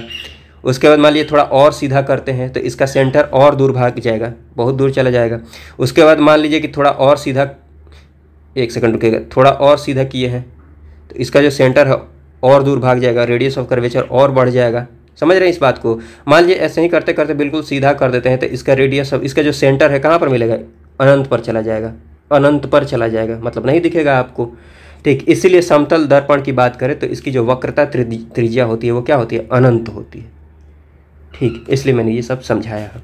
और समतल दर्पण की बात कर लिया तो ये आप हमेशा देखते ही हैं, इस पर जो प्रतिबिंब बनता है, जो इमेज बनती है, ये आभासी बनती है, सीधा बनती है और वस्तु के बराबर, वस्तु की जो साइज होती है उसके बराबर ही इमेज बनती है। तो इसमें बहुत ज़्यादा समझाने वाली कोई बात नहीं है। और चलिए, प्लेन मिरर आई है तो एक और बात मैं आपको समझा देता हूँ, हालांकि मैंने यहाँ पर लिखा नहीं है लेकिन आप आसानी से ध्यान रख सकते हैं। Law of reflection, law of reflection की बात कर ली जाए तो ये आपको पता है कि जैसे मान लीजिए कि ये रिफ्लेक्टिंग सरफेस है, ठीक है, प्लेन मिरर है, प्लेन मिरर है और ये इस पर एक लंब है, अभिलंब है, और मान लीजिए कि ऐसे एक रे आ रही है। ठीक, और इस रे का यहाँ पर इस अभिलंब के साथ कुछ एंगल बन गया है, एंगल ऑफ इंसिडेंस इसको बोलते हैं, आई। ठीक है, तो ये बात आपको ध्यान रखना है कि जो एंगल, जैसे ये इस लाइट की बात करें तो लाइट इस पर गिरी है, इस मिरर पर, फिर रिफ्लेक्ट होने के बाद, परावर्तित होने के बाद ये जो रे है ऐसे गुजर, मतलब ऐसे इसी मीडियम में, जिस मीडियम से आई थी उसी मीडियम में वापस चली जाती है। रिफ्लेक्शन में यही होता है, रिफ्लेक्शन में उसी मीडियम में वापस चली जाती है लाइट, और रिफ्रैक्शन में मीडियम बदल जाता है। ये बात आप समझते हैं। तो ये आई जो है, ये जो क्या हो गया, एंगल ऑफ इंसिडेंस हो गया, और ये जो होगा ये एंगल ऑफ रिफ्लेक्शन हो जाएगा। ठीक है, आर। तो आई और आर जो होता है ना, ये एक दूसरे के इक्वल होते हैं। एंगल ऑफ इंसिडेंस जो होता है एंगल ऑफ रिफ्लेक्शन के बराबर होता है। और ये जो इंसिडेंस रे है और ये रिफ्लेक्टिंग रे है और ये जो अभिलंब है, ये तीनों क्या होंगे, एक ही सरफेस में होंगे, एक ही सतह में होंगे। तो ये दोनों जो क्या है, ये लॉ ऑफ रिफ्लेक्शन है। लॉ ऑफ रिफ्लेक्शन की बात कर ली जाए तो यही दोनों लॉ हैं कि I is equal to are होता है, और ये जो तीनों हैं ये आती हुई रे, जाती हुई रे, रिफ्लेक्ट होकर, और जो अभिलंब है, ये तीनों एक ही सतह में होती हैं। ठीक है, तो इस बात को आप समझ पाए होंगे। तो ये बहुत मुश्किल चीज़ नहीं है। चलिए, उसके बाद अगर बात कर लीजिए, उसके बाद बात करें तो देखिए यहाँ पर देखिएगा, मैं आपको समझाने की कोशिश करता हूँ। उसके बाद देखिए, हाँ, उत्तल दर्पण की बात करी जाए तो उत्तल दर्पण का आप ध्यान रख लीजिए। इमेज का जो रे डायग्राम होता है, यहाँ पर मैं बताने की कोशिश नहीं करूँगा, बहुत ज़्यादा टाइम भी लग जाएगा और इतनी ज़रूरत है नहीं। हाँ, साइंस के जो स्टूडेंट होंगे उनको तो पता ही होगा कैसे खींचते हैं। बाकी देखिए, उत्तल दर्पण की बात कर लीजिए तो ये ध्यान रख लीजिएगा। उत्तल दर्पण की बात कर लीजिए तो इसमें देखिएगा हमेशा वर्चुअल इमेज बनेगी। हमेशा जो है प्रतिबिंब बनेगा वो कैसा बनेगा, वर्चुअल बनेगा, सीधा बनेगा एंड छोटा बनेगा हमेशा। ठीक है, उत्तल दर्पण की बात कर ली जाए तो इसके एप्लीकेशन की बात कर ली जाए तो जैसे वाहन का जो साइड मिरर होता है, क्योंकि बहुत बड़ा, अगर मान लीजिए बहुत बड़ी गाड़ी आ रही है पीछे से, ठीक है। बहुत बड़ी गाड़ी आ रही है तो कोई ऐसा दर्पण ना होना चाहिए जिसमें कि वो बड़ी पूरी की पूरी गाड़ी उसमें दिख जाए, उस मिरर में दिख जाए। अगर प्लेन मिरर लगाते हैं तो मिरर का साइज बहुत ज़्यादा बड़ा चाहिए। मतलब लगभग आपको बता देते हैं कि अगर आप समतल दर्पण की बात कर ली जाए, प्लेन मिरर की बात कर ली जाए, तो अगर आपकी पूरी इमेज देखनी है, पूरी इमेज, फुल इमेज, तो आपकी जितनी हाइट है, आपकी हाइट के कम से कम आधी हाइट होनी चाहिए मिरर की। अगर प्लेन मिरर की बात कर लीजिए तब पूरी हाइट आप देख सकते हैं, ठीक है। तो प्लेन मिरर तो संभव नहीं है साइड मिरर के रूप में।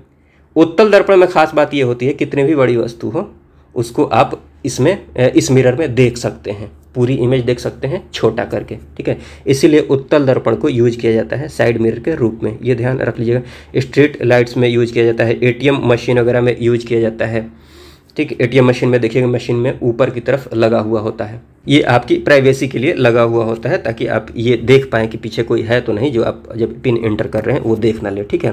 तो आपकी प्राइवेसी के लिए एटीएम मशीन में, फिर सन ग्लासेज आदि में, ठीक। तो ये सब कुछ एप्लीकेशंस हैं, ये ध्यान रख लीजिएगा। अवतल दर्पण की बात कर ली जाए तो अवतल दर्पण की बात करें तो देखिए इसमें जो इमेज फॉर्मेशन होती है, इमेज फॉर्मेशन की बात कर ली जाए तो रे डायग्राम में बस आपको इतना ध्यान रखना है। मैं थोड़ा सा समझाने की कोशिश करता हूँ एक बार जल्दी से। जैसे मान लीजिए यहीं पर ये, हाँ यहाँ पर समझाने की कोशिश करता हूँ, जगह किधर है, चलिए यहाँ पर साइड में बनाने की कोशिश करता हूँ, ठीक है, रफली, ठीक है। ये मान लेते हैं अवतल दर्पण है और इसका प्रधान अक्ष है, प्रिंसिपल एक्सिस, ये हो गया पी, पोल हो गया। ये मान लेते हैं एफ है आपका फोकस हो गया, और ये जो है सेंटर ऑफ कर्वेचर हो गया, सी हो गया। तो अगर वस्तु अनंत पर है तो अनंत से जो लाइट आएगी उसको रे डायग्राम से अगर दिखाएं तो पैरेलल दिखाते हैं, वो जो रे होगी पैरेलल जाता हुआ प्रतीत होती है इसके प्रिंसिपल एक्सिस के ऐसे, और ये गुजरने के बाद यहाँ से गुजरती है हमेशा। ये बात आपको पता है, इतनी बात अगर पता है तो आप आसानी से ये याद रख सकते हैं। ये जो सब है मतलब जो अवतल दर्पण की वजह से जो इमेज फॉर्मेशन होती है उसको आसानी से ध्यान रख सकते हैं। तो ये ध्यान रख लीजिएगा, अगर अनंत पर वस्तु है तो उसकी इमेज यहाँ पर बनेगी फोकस पर, ठीक है, फोकस पर बनेगी। बिंदु के साइज का मतलब बहुत ही छोटी साइज होती है उसकी, अत्यंत छोटा प्रतिबिंब बनेगा। ये बात ध्यान रख लीजिएगा। हाँ यहाँ पर सी है, तो यहाँ पर देखिएगा वही यहाँ पर दिया हुआ है कि अगर वस्तु अनंत पर है तो उसका जो प्रतिबिंब बनेगा कहाँ पर, फोकस पर बनेगा, अत्यंत छोटा बनेगा, बिंदु के साइज का बनेगा, एंड वास्तविक एंड उल्टा बनेगा। ये बात ध्यान रख लीजिएगा। हर केस में अगर अवतल दर्पण की बात कर लिया तो वास्तविक बनेगा। वास्तविक मतलब जो ये रिफ्लेक्टिंग सरफेस है ना, ये मैं आपको समझा देता हूँ। रिफ्लेक्टिंग सरफेस के अगर सामने बने, इस साइड बने, इस साइड कहीं पर इमेज बनता है तो उसी को बोलते हैं वास्तविक, रियल, और इसके पीछे अगर बनता है तो उसको बोलते हैं वर्चुअल, ठीक है, आभासी। तो अवतल दर्पण में देखिएगा, मैं आपको बता देता हूँ, मात्र एक ही केस होगा जिसमें कि आभासी बनेगा, बाकी सब केस में वास्तविक ही बनेगा, वास्तविक एंड उल्टा बनेगा, ठीक है। तो यहाँ पर देखिएगा, ये मैंने आपको बता दिया कि अगर वस्तु अनंत पर है तो अब मान लीजिए अनंत से चलकर यहाँ ये जो सी है, सेंटर ऑफ कर्वेचर है, सी और अनंत के बीच में मान लीजिए वस्तु यहाँ पर आ जाती है। तो ऐसे आप यहाँ पर रे डायग्राम खींच कर नहीं दिखाने जाने वाला हूँ मैं आपको कि इमेज फॉर्मेशन कैसे होगी, बस आप इतना ध्यान रख लीजिए कि इमेज यहाँ बन रही थी ना, अनंत पर वस्तु थी, तो अब क्या हुई है, वस्तु अनंत से आकर सी और एफ के बीच में आ गई है, यहाँ आ गई है। तो बस इतना ध्यान रख लीजिएगा कि जो प्रतिबिंब होगा ये इधर की तरफ खिसकता हुआ प्रतीत होगा, मतलब इधर की तरफ खिसकेगा, ऐसे ध्यान रख लीजिएगा। प्रतीत क्या होगा, इधर की तरफ खिसकेगा, ठीक है। तो पहले एफ पर प्रतिबिंब बन रहा था, अब इधर खिसक जाएगा, मतलब सी और एफ के बीच में, ऐसे ही आपको ध्यान रखना है। वही यहाँ पर लिखा हुआ सी था एफ के बीच में, अगर सी से परे अर्थात सी और अनंत के बीच में वस्तु है तो सी एफ के बीच में छोटा बनेगा, वास्तविक एंड उल्टा बनेगा। मतलब ये वस्तु अगर ऐसे है तो ये यहाँ पर ऐसे उल्टा डायरेक्शन में, उल्टा डायरेक्शन में, समझ पा रहे हैं आप इस बात को, छोटा बनेगा। हाँ, इसके बाद वाले केस की बात कर लिया तो मान लीजिए वस्तु सी एफ से आगे बढ़ के मिरर की तरफ बढ़ते हुए अगर वस्तु को हम ला देते हैं बिल्कुल कहाँ पर, इसी पर, इस सी पर, तो इमेज भी खिसकते हुए कहाँ पर आ जाएगी, यहाँ पर उल्टा डायरेक्शन में। अगर वस्तु ऐसे है तो इमेज ऐसे बन जाएगी, ठीक है। और यहाँ पर वस्तु की साइज क्या होगी, इमेज और वस्तु की साइज बराबर ही होगी क्योंकि बराबर ही दूरी पर ये है, ऐसे ध्यान रख लीजिए, ठीक। तो वही सी पर अगर वस्तु है तो प्रतिबिंब सी पर समान साइज में, वास्तविक था उल्टा, ये सारी बातें हैं। और उसके बाद अगर वस्तु को और आगे खिसकाइएगा, सी और एफ के बीच में ला देते हैं, मान लीजिए यहाँ पर ला देते हैं, तो फिर जो प्रतिबिंब है इधर खिसक जाएगा, सी के बाद चला जाएगा, मतलब सी और अनंत के बीच में। ये बात आप समझ पा रहे होंगे। अभी भी क्या होगा, अब देखिए साइज भी क्या हो रहा है, पहले साइज छोटी थी, इमेज की बात करें तो साइज इधर की तरफ बढ़ रही है, तो ऐसे आप याद रख सकते हैं कि अब इधर की तरफ जैसे ही वस्तु आई है ना, सी एफ के बीच में इधर की तरफ जब वस्तु गुजरेगी तो उसकी साइज बढ़ गई होगी, ऐसे ध्यान रख सकते हैं। तो देखिए यहाँ पर मैंने लिखा है कि अगर सी तथा एफ के बीच में वस्तु है तो सी से परे अर्थात सी तथा अनंत के बीच में इमेज बनेगी, प्रतिबिंब, और उसकी जो साइज होगी बड़ी होगी, विवर्धित होगा, मैग्नीफाइड होगा, ठीक है। और ये भी कैसा होगा, वास्तविक एंड उल्टा होगा। हाँ, अगर एफ पर वस्तु है तो जैसे अनंत पर वस्तु है तो इमेज कहाँ बन रही है, एफ पर बन रही है, तो ऐसे ही ध्यान रख लीजिएगा अगर वस्तु एफ पर है तो उसका जो प्रतिबिंब बनेगा वो कहाँ पर बनेगा, अनंत पर। और अनंत पर बनेगा तो आप देख नहीं सकते हैं कि वो कैसा बन रहा है, मतलब उसके नेचर की बात करें, प्रकृति की बात करें तो उसको हम डिसाइड नहीं कर पाएंगे, ठीक है।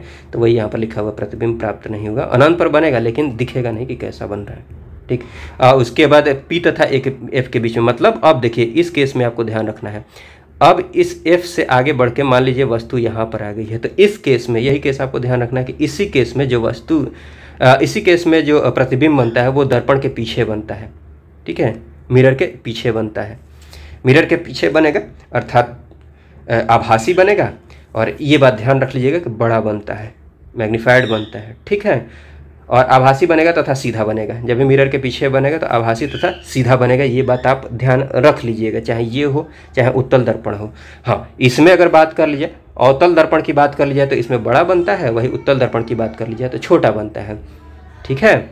और यही देखिए यहाँ पर एफ और ये जो पी है इसके बीच में ये ऑब्जेक्ट है, ठीक है, जिसका जो प्रतिबिंब बन रहा है मैग्नीफाइड बन रहा है, बड़ा बन रहा है, समझ पा रहे हैं इस बात को, आभासी बन रहा है, बड़ा बन पा रहा है, बड़ा बन रहा है। तो अगर मान लीजिए कोई चीज़ हो आपको बड़ा करके देखना हो तो वहाँ पर किस दर्पण का प्रयोग कीजिएगा, अवतल दर्पण का प्रयोग कीजिएगा।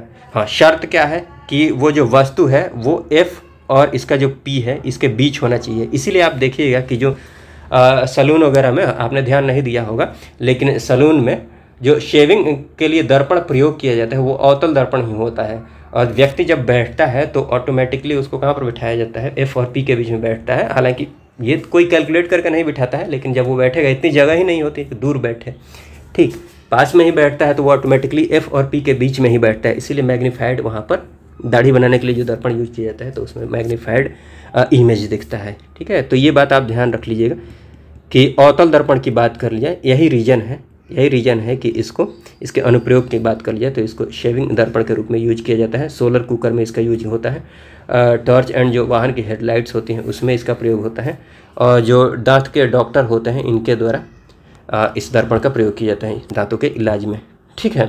तो ये सारी बातें ये मैंने आपको बता ही दिया है। और उसके बाद ये भी मैंने आपको बता दिया है कि किसी व्यक्ति का पूरा प्रतिबिंब देखने के लिए समतल दर्पण की जो कम से कम ऊंचाई होनी चाहिए व्यक्ति की ऊंचाई की आधी होनी चाहिए, ठीक है। उसके बाद हाँ, ये देखिए दो समानांतर दर्पणों के बीच में वस्तुओं के प्रतिबिंब बनने की संख्या कितनी होगी। अगर दो समतल दर्पण है, मान लीजिए एक दर्पण ये है, एक दर्पण ये है, ठीक है, दोनों इसके बीच में कोई वस्तु रख देते हैं तो इसका जो प्रतिबिंब बनेगा इसमें बनेगा इधर की तरफ यहाँ पर, और इसका प्रतिबिंब यहाँ पर भी बनेगा। अब देखिए ये इसका जो प्रतिबिंब यहाँ पर बना है, फिर इस प्रतिबिंब का प्रतिबिंब बनेगा इस वाले दर्पण में, इस बात को आप समझ पा रहे होंगे, फिर उसका प्रतिबिंब बनेगा, तो ऐसे अनंत प्रतिबिंब बनेगा। तो ये बात आप समझ लीजिएगा, दो समानांतर जो दर्पण है इनके बीच में अगर कोई ऑब्जेक्ट रखते हैं तो कोई वस्तु रखते हैं तो ये सारी बातें हैं। चलिए उसके बाद लेंस की बात कर ली जाए तो देखिए लेंस की बात कर ली जाए तो जो मैंने वहाँ पर गोलीय दर्पण के बारे में समझाया है उसी से आप समझ सकते हैं। जैसे वहाँ पर काट कर पॉलिश कर दिया गया था, यहाँ पर क्या किया जाए, पॉलिश नहीं किया गया है, मिला दिया गया है दो लेंस को, तो ये बन गया है लेंस, उत्तल लेंस, ठीक है। चूँकि इसका सतह जो है ये जो रिफ्रैक्शन करने वाला सतह है, रिफ्रैक्शन क्या बोलेंगे इसको, रिफ्रैक्टिव सरफेस, वो कैसा है, उठा हुआ है, तो ये इसीलिए इसको उत्तल लेंस बोलते हैं। और ये जो है ये देख लीजिए ये धंसा हुआ है, तो ये कैसा लेंस है, ये है अवतल लेंस, कॉनकेव लेंस। तो ये बात आप ध्यान रख लीजिएगा। और कॉनकेव लेंस की बात कर ली जाए तो इसको अभिसारी लेंस भी बोलते हैं, कन्वर्जिंग लेंस भी बोलते हैं। और वही अवतल लेंस की बात कर ली जाए तो इसको अपसारी या फिर डाइवर्जिंग लेंस बोलते हैं। इसके पीछे का रीजन मैं आपको समझा देता हूँ। देखिए इसके पीछे का रीजन समझाने के लिए मैं आपको थोड़ा सा अपवर्तन की बात बता देता हूँ। अपवर्तन की बात करके उसके बाद यहाँ पर चलते हैं, फिर आपको आसानी से ये बात समझ में आ जाएगी। देखिए अपवर्तन की बात कर लिया है तो अपवर्तन असल में क्या होता है, शुरू में मैंने आपको थोड़ा सा बताया ही था जब रिफ्रैक्टिव इंडेक्स के बारे में बता रहा था। तो असल में प्रकाश जो है, प्रकाश जब एक माध्यम से, ठीक है, एक पारदर्शी माध्यम से दूसरे माध्यम में प्रवेश करती है तो उसका जो मूल पथ होता है, ओरिजिनल जो पाथ होता है, उसमें डेविएशन आ जाता है, विचलन आ जाता है। जैसे देखिए ये प्रकाश की रे है, ये ऐसे जा रही थी, ठीक है। उसके बाद देखिए मीडियम बदलने के बाद ये इधर की तरफ बेंड हो गई है, ठीक। तो यहाँ पर आप ये बात ध्यान रख लीजिएगा, ये जो है ये रेरर मीडियम है। अगर मीडियम की बात कर लीजिए तो एक मीडियम ये है, एक मीडियम ये है। ये क्या है? रेरर है, विरल है। विरल कहने का मतलब ये है कि इधर की तरफ भीड़ भाड़ कम है, इधर घनत्व कम है, भीड़ भाड़ कम है। और ये जो ये क्या है? इधर वाला जो मीडियम है ये डेंसर है, ठीक है, सघन है, भीड़ भाड़ ज़्यादा है। तो आप ऐसे ध्यान रख सकते हैं, चूंकि इधर की तरफ देखिए भीड़ भाड़ कम है तो इधर स्पीड ज़्यादा होगी, इधर की तरफ भीड़ भाड़ ज़्यादा है तो इधर की तरफ स्पीड क्या होगी? कम होगी। यहाँ पर ध्यान आपको ये रखना है, विरल से डेंसर की तरफ जब रे जाएगी तो रे जो है ना ये क्या है? ये अभिलंब है। ये क्या है? लंब है। तो रे जो है रेरर से जब डेंसर की में इंटर करती है तो रे जो होती है ना वो क्या होती है? लंब की तरफ झुक जाती है। ये बात आपको ध्यान रखनी है। जब भीड़ भाड़ वाले इलाके नहीं, मतलब खाली इलाके से होकर अगर वो भीड़ भाड़ वाले इलाके में जाती है, रे की अगर बात करें, रेरर से अगर डेंसर की तरफ रे जाती है तो ये जो रे है ना ये लंब की तरफ झुक जाती है। एग्जाम में प्रश्न पूछा गया है, इंपॉर्टेंट है, यहाँ से बहुत सारी बातें निकलेंगी, तो ये ध्यान रख लीजिएगा इस कॉन्सेप्ट को कि ये किधर की तरफ झुकेगी? इस ये जो अभिलंब है इसकी तरफ झुक जाएगी, ठीक है। रेरर से डेंसर की तरफ आती है। तो इसके उल्टा देखिए, मान लीजिए हम इसी में कोई रे गुजारते हैं, यहाँ पर देखिए मान लीजिए कोई रे ऐसे गुजारते हैं, ये है डेंसर से हम भेज रहे हैं किधर की तरफ? रेरर की तरफ। तो यहाँ पर क्या होगा कि इसके पाथ में विचलन होगा, लेकिन यहाँ पर चूंकि डेंसर से रेरर की तरफ जा रही है ये रे, तो ये लंब से अभिलंब से दूर भागेगी, ठीक है, ये दूर भाग रही है। इस बात को आप ध्यान रख लीजिएगा। हाँ, सपोज कि ये वाला जो रे है इसको हम थोड़ा इधर से गुजारते हैं तो ये और दूर भागते हुए ऐसे भागता हुआ प्रतीत होगी। फिर मान लीजिए थोड़ा और बढ़ाते हैं तो एक टाइम ऐसा आएगा, हो सकता है कि ये रे जो है ये बाउंड्री आप देख रहे होंगे रेड कलर की, इसी पर चली जाए, इसी के समानांतर चली जाए, इसी के अलोंग गुजर जाए ये रे। समझ रहे हैं आप इस बात को? और ये जो सिचुएशन होता है, ये जो केस होता है, इसकी अगर बात कर ली जाए, जिस एंगल पर ये जो रे हम भेजे हैं और ये जो एंगल बन रहा है ये वाला एंगल, तो जिस एंगल पर ये ऐसा मतलब सिचुएशन क्रिएट हो गया है ये वाला, जिसमें देखिएगा कि रिफ्लेक्शन के बाद ये जो रे है, ये जो बाउंड्री है, ये जो सतह है, इसी के समानांतर होकर गुजर जा रही है। तो इस केस में ये जो एंगल होता है इसी को बोलते हैं क्रिटिकल एंगल। क्रिटिकल एंगल क्यों? क्योंकि इसके बाद थोड़ा सा और आगे बढ़िएगा इधर की तरफ, और थोड़ा सा आगे बढ़िएगा, अब क्या होगा कि ये जो रे होगा ना ये रिफ्रैक्ट नहीं होगा, इसमें परावर्तन नहीं होगा। अब क्या होगा? सीधे ये रिफ्लेक्ट हो जाएगा, इधर की तरफ आ जाएगा, रिफ्लेक्शन हो जाएगा। और इसी घटना को बोलते हैं टोटल इंटरनल रिफ्लेक्शन, TIR, ठीक। ये मैंने यहाँ पर बताया ही है, पूर्ण आंतरिक परावर्तन। अब इसमें विशेष बात आप क्या देख रहे होंगे पूर्ण आंतरिक परावर्तन में, कि जो रे है ये डेंसर से रेरर की तरफ जाना चाहिए, ठीक है। और आई का जो मान है, एंगल ऑफ इंसिडेंस की बात कर ली जाए, इसका जो मान है, ये जो क्रिटिकल एंगल था जिस पर ये इसके बाउंड्री के समानांतर चली गई थी रे, इस क्रिटिकल एंगल से थोड़ा बड़ा होना चाहिए, ठीक है, मतलब उससे बड़ा होना चाहिए क्रिटिकल एंगल से। तो ये आप TIR देख सकते हैं। चलिए इसी के साथ मैंने आपको अपवर्तन के साथ आपको TIR भी समझा दिए। चलिए उसकी भी बात कर लेते हैं, फिर लेंस की जल्दी से बात कर लेते हैं। देखिए तो यहाँ पर देखिएगा अपवर्तन की, हाँ TIR की बात आई है तो चलिए एक बार देख ही लीजिए। तो यहाँ पर आप ये देखिएगा पूर्ण आंतरिक परावर्तन में शर्त मैंने आपको समझा ही दिया है कि प्रकाश की जो ट्रैवलिंग होनी चाहिए ये सघन से विरल माध्यम की तरफ होनी चाहिए, ठीक, ये मैंने आपको बता ही दिया है। और एंगल ऑफ इंसिडेंस जो होगा, आपतन कोण की बात कर लीजिए, ये क्रांतिक कोण से क्रिटिकल एंगल से ज़्यादा होना चाहिए, ठीक है। और इसके बहुत सारे एग्जांपल्स आप देखते होंगे, जैसे कि ऑप्टिकल फाइबर वाला एग्जांपल है, आप स्क्रीन पर देख पा रहे होंगे। ये लाइट आपने देखी होगी, ठीक है। इसमें देखिए कि नीचे लाइट जल रही है और TIR की वजह से क्या हो रहा है कि लाइट जो है जब ये पतली पतली आप तार देख रहे हैं, ऑप्टिकल फाइबर है, ये लाइट रे जो है ये इस फाइबर को क्रॉस नहीं कर रही है। क्या हो रही है? इसमें TIR हो रहा है। मैं आपको थोड़ा सा ये मोटा सा डायग्राम बना के, मतलब उस वायर को थोड़ा सा मोटा करके दिखाने की कोशिश करता हूँ। मान लीजिए ये वायर है, ये ऑप्टिकल फाइबर है, तो इसमें क्या रे इंटर की फिर ऐसे गई, फिर ऐसे गई, ऐसे गई, ऐसे गई, ऐसे गई, ऐसे गई, ऐसे गई, वापस ऐसे आ गई। तो मुंह पर ऐसे आपको चमकता हुआ दिख रहा है, ठीक है। इस बात को आप समझ पा रहे होंगे। अगर TIR नहीं होता तो ये रे बाहर निकल जाती, इस बात को आप समझ पा रहे होंगे, ठीक है। तो असल में यहाँ पर TIR हो रहा है, इसीलिए देखिएगा लाइट नीचे जल रही है तो ऊपर पर चमकता हुआ प्रतीत हो रहा है, आपको चमकता हुआ दिख रहा है। TIR की वजह से नीचे चल रही है और बाहर की तरफ लाइट निकल रही है ऊपर आकर। ठीक है, आप इस बात को देख पा रहे होंगे। तो इस एग्जाम्पल से आप समझ गए होंगे ऑप्टिकल फाइबर कैसे काम करता है। एंडोस्कोप की बात कर ली जाए तो ये जो पेट के अंदर कोई बीमारी हुई होती है तो उसको जांचने के लिए एंडोस्कोप में ऊपर की तरफ कैमरा लगा होता है, लाइट लगी होती है। ठीक है, तो इसको मुंह या फिर छेद के माध्यम से अंदर डाला जाता है, फिर बीमारी का पता लगाने के लिए एंडोस्कोप का यूज किया जाता है। तो ये भी TIR के सिद्धांत पर काम करता है। वही उसके बाद हाँ, ये आप जानते हैं मृग मरीचिका, जो आप रेगिस्तान में देखिएगा कि बहुत दूर देखिएगा पानी होता नहीं, लेकिन पानी मतलब इतना तेज चमकता है जैसे लगता है कि वहाँ पर पानी है, पास जाने पर दिखता है कि पानी है नहीं।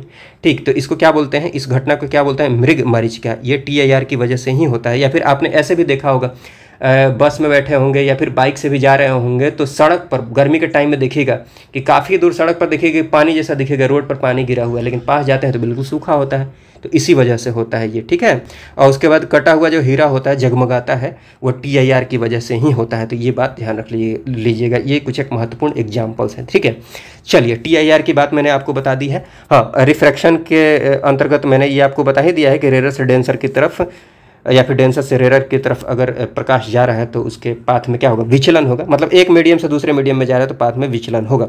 अपवर्तन के कुछ एक एग्जाम्पल्स है जो एग्जाम पर्सपेक्टिव से महत्वपूर्ण है। इस घटना की वजह से देखिएगा तारों का जो टिमटिमाना है, तारे जो टिमटिमाते हैं इसी घटना की वजह से टिमटिमाते हैं, अपवर्तन की वजह से। इसके अलावा जो सूर्योदय होता है, जो वास्तविक सूर्योदय होता है, तो वास्तविक सूर्योदय से कुछ मिनट पहले ही सूर्य दिख जाता है, लगभग 2 मिनट पहले सूर्य दिखता है। ठीक, ये किस घटना की वजह से होता है, किसकी वजह से होता है, अपवर्तन की वजह से होता है। देखिए मैं आपको यहाँ समझाने की कोशिश करता हूँ। मान लीजिए पृथ्वी की सतह है, ठीक, और इसका ये सबसे वायुमंडल का जो आउटर लेयर है, सबसे बाहरी सतह, बाहरी लेयर वो है, और यहाँ पर पृथ्वी पर मान लीजिए कोई खड़ा है, यहाँ पर कोई। ठीक है, अब मान लेते हैं कि सूर्य इधर की तरफ है। ठीक, तो सूर्य से जब किरण जाएगी, रे, तो ऐसे जाएगी, इस पर गिरेगी। इस बात को आप समझ पा रहे होंगे। और ये लंब होता है, अभिलंब होना जरूर, अभिलंब होगा तभी आप देख पाइएगा कि इधर की तरफ लाइट बेंड कर रही है। ठीक, तो इस पर ये मैंने एक अभिलंब खींच दिया। अब देखिएगा ये इधर, ये वाला अगर इसकी बात करें, इस मीडियम की बात करें, तो ये ऑब्वियस सी बात है, ये क्या होगा, रेयर होगा, विरल होगा। इधर की तरफ डेंसिटी कम होगी, भीड़ भाड़ कम होगी, और ये घना होगा, डेंस होगा।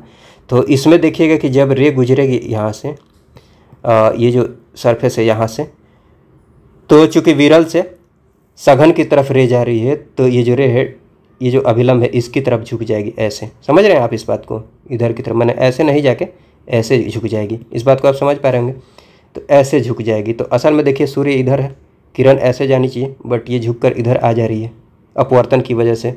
इसी वजह से देखिएगा कि फिर झुक कर इधर आएगी तो फिर जो यहाँ पर व्यक्ति होगा उसको दिखेगा, तो टाइम से पहले ही दिख जाता है। क्यों, किस वजह से, अपवर्तन की वजह से। इस बात को आप अच्छे से समझ पाए होंगे।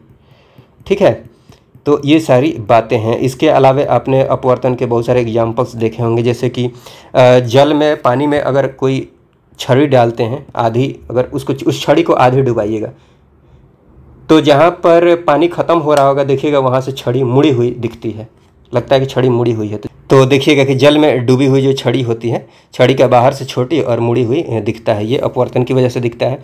फिर पानी में अगर मान लीजिए कोई सिक्का पड़ा है, चाहे कोई भी चीज़ पड़ी है, तो वो जो वास्तविक उसकी गहराई है उससे ऊपर वो चीज़ दिखती है। ठीक है, तो पानी में जो पड़ा हुआ सिक्का होता है, सिक्के का ऊपर उठा हुआ प्रतीत होना, ये भी अपवर्तन की वजह से होता है। ठीक, तो ये सारी बातें हैं। चलिए, अपवर्तन में एक और बात मैं आपको समझा देता हूँ। यहाँ पर एक और बात ध्यान रख लीजिएगा, जैसे कि ये बात ध्यान रख लीजिएगा, मान लीजिए कि ये कोई लेंस है।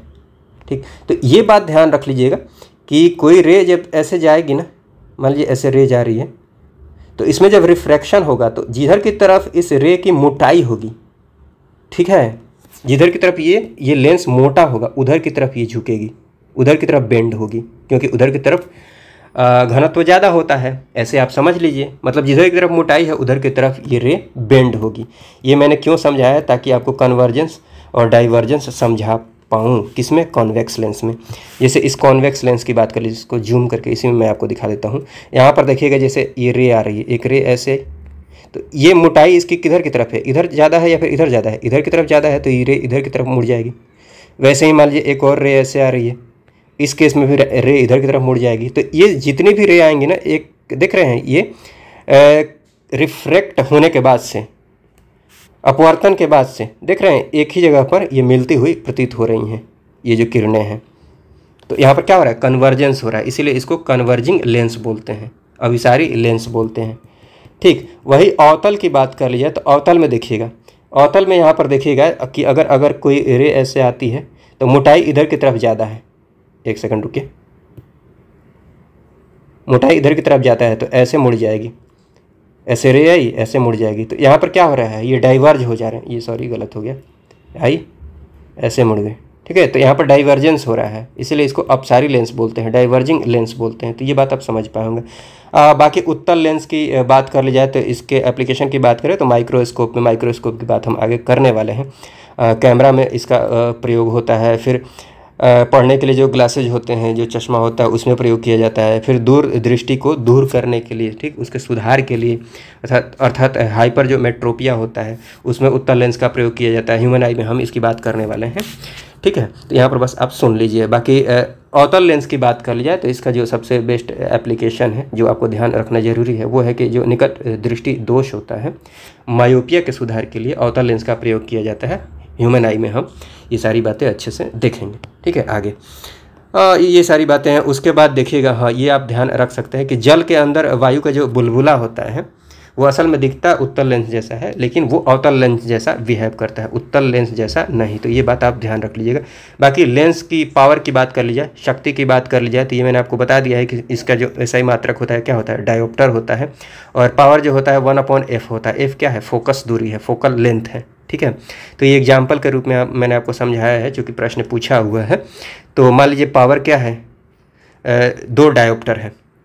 तो अगर फोकल लेंथ आपसे पूछ दी जाए तो कैसे सॉल्व कीजिएगा, तो P = होता है 1/f, 1/f।